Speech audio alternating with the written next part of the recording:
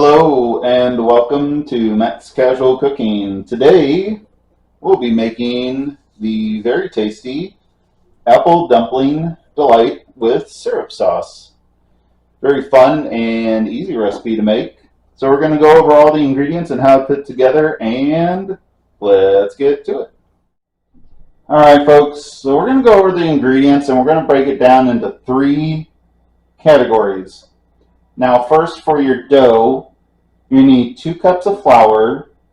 You need 6 tablespoons of Crisco. Now I like to buy these sticks at the store, just like butter comes in. If you're only buying the tub of it, that's fine also. You're going to want 4 pretty level teaspoons of baking powder. You need 1 teaspoon of salt. And you're going to need a 3/4 cup of milk. Now for the filling, you're going to need 5 apples, at least at a minimum, peeled and sliced. Now I've cored mine, but you don't have to do that if you don't want to. You just got to peel and slice them. Now I've sliced mine also into quarters. You can certainly just make one big slice it in half. That's fine as well. It's your delight, so do what you want. Now you're also going to need 4 tablespoons of sugar and 2 teaspoons of cinnamon. Now for the syrup, you need 3 cups of water. You're going to need 3 tablespoons of butter, and you're going to need 2 1/4 cups of sugar. So we're going to go over the dough right now, and I will see you in a minute. Alright folks, so kind of misspoke. We're actually going to go over the filling first and not the dough. So what you can see here, I've already put the cinnamon on and some of the sugar. So when you put your sugar on or your cinnamon, just kind of make sure you kind of move back and forth a little bit. Try to make sure it's not just clumped necessarily in one spot. It's not going to do us any good. That's really it. That's all you got to do. So what you want to do is take a spatula, or I like to use a wooden spoon, and we're just going to move it all around till all the apple slices are coated. And just do the best you can. It doesn't have to be perfect, but make sure while you're doing it to kind of break up the apple slices so they can all sides can at least get a little something of the seasoning on it. So now what we're going to do is, once you've coated them, now we're actually going to go over the dough. So go ahead and set this aside, and I will see you in a minute. Alright folks, so what you want to do is get out a good sized bowl for this. And first what you want to do is take your flour, baking powder, and salt, and you just want to put it in there and just give it a quick stir to combine. Now what you want to do is add your Crisco, and you want to get out a fork if you don't have a pastry blender. You're just going to press down on it, and just going to cut it in until most of it is cut down and this starts to resemble like coarse crumbs. So like mine, if it starts sticking a lot, I just like to get in there and just kind of knock it off so I can cut more of it in there. And then once you're done, go ahead and get your milk ready. So I will see you when it's done. Alright folks, so you can see we're done here. It's pretty well cut in. You don't necessarily have to create like a small well if you don't want to. So go ahead and take your milk. Go ahead and dump it in there. And then what you want to do is you just want to stir this until a dough starts to form. Now it's going to be kind of feel like it's breaking apart, but that's fine. You just want to combine the milk and the dough together. So then once that's done, go ahead and put it out on a very lightly floured surface and get out a rolling pin. So I will see you in a minute. Alright folks, so you can see we got our dough out And I've added a little flour because this thing will be kind of sticky. Really what we're just doing here, we really don't need to add that much flour to the mix. Don't want to make this very stiff. Not really kneading it. As you can see, I'm just kind of rolling it into a ball and just kind of kneading it for the time being. Don't want to really knead this too much. So go ahead and just knead it as little as possible until it really starts to stick together. Now, if you think you need a little extra flour, be my guest, but please, yeah, don't overdo this for it. So I will see you in a minute. All right, so I've rolled it together pretty good. You don't need, like I said, you don't need to do too much because we're actually going to be using a roller to flatten it out.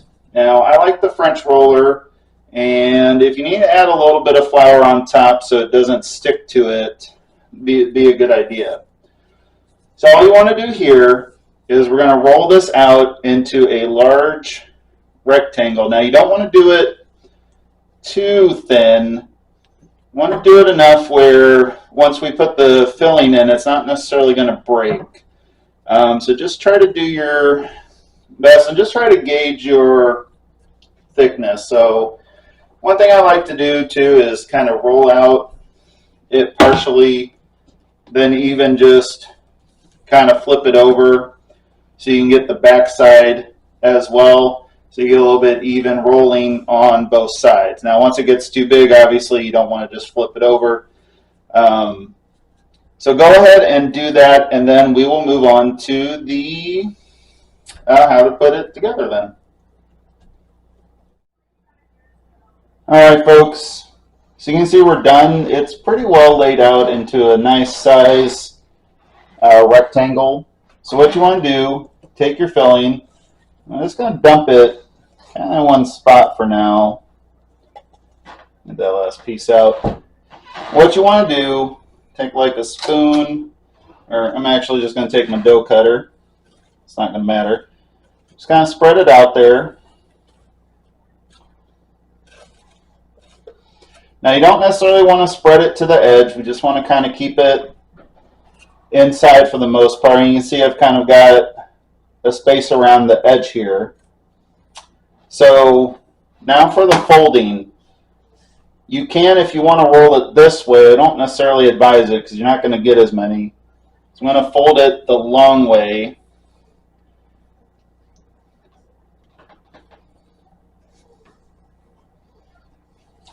Just do the best you can. Don't stress too much if you got some of them coming out. Just kind of like to move them, press them, put them back in there.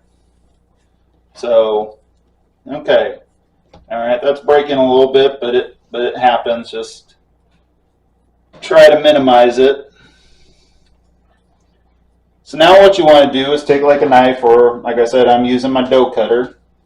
And you're going to get about 7 to 8 out of here. So just kind of press down,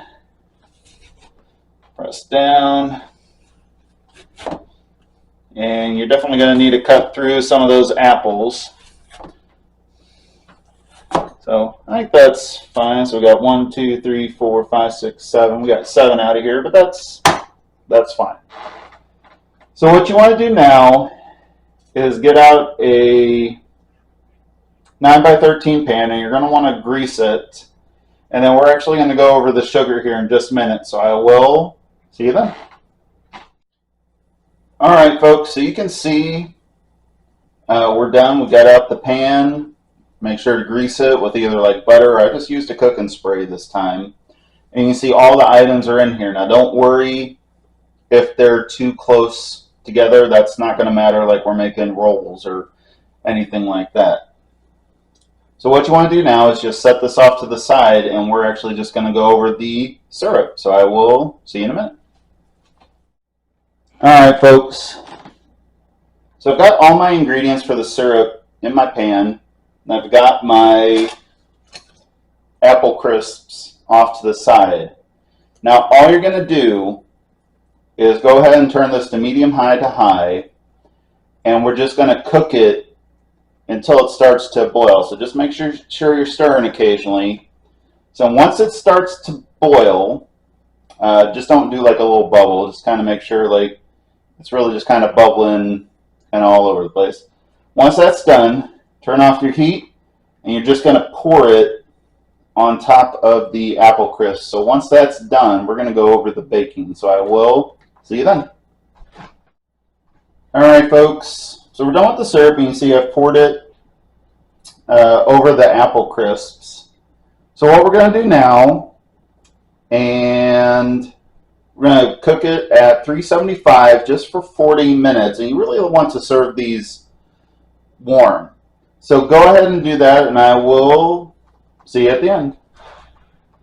All right, folks. So we are done. And this is very good. And you definitely want to serve this warm. And what you can even do is take some of the excess liquid, because some of it did get cooked into the apple crisps as well. Just kind of take it and pour it over and kind of glaze over it. So if you did enjoy making this recipe today, like, subscribe, share. Please leave a comment below. I want to thank you for watching, and come back with me next week for another fun food journey. And I will see you then.